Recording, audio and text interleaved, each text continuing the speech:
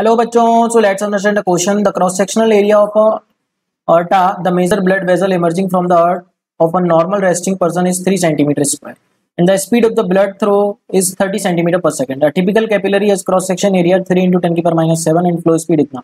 How many capillaries in the multiple of 10 की power 9 does a person have?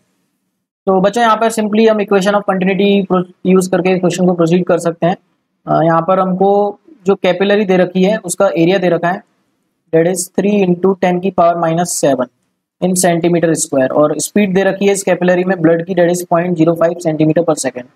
और capillary की help से हम ऑर्टा तक ब्लड पहुंचा रहे हैं बच्चों. तो इस तरीके से मान लेते हैं कैपिलरी की हेल्प से, छोटी छोटी कैपिलरीज की हेल्प से हम ऑर्टा में ब्लड पहुंचा रहे हैं.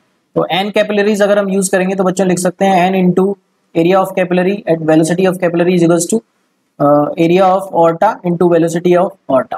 कंटिन्यूटी इक्वेशन बच्चों, एरिया इंटू वेलोसिटी का प्रोडक्ट जो होता है दैट इज कांस्टेंट, ये हम यूज कर सकते हैं यहाँ पे. तो बच्चों यहाँ पे वैल्यूज सब्स्टिट्यूट करते हैं और देखते हैं क्या मिलता है हमको. नंबर ऑफ एन मान लिया मैंने, नंबर ऑफ कैपिलरीज जो कि हमको फाइंड करना है. क्रॉस सेक्शन एरिया दे रखा है 3 इंटू 10 की पावर माइनस 7 एंड वेलोसिटी ले सकते हैं 0.05, और ये हमको दे रखा है area of aorta that is 3 centimetre square. तो 3 इंटू वेलोसिटी दे रखी है 0.05, नहीं 0.05 तो यहाँ पे दे रखी है.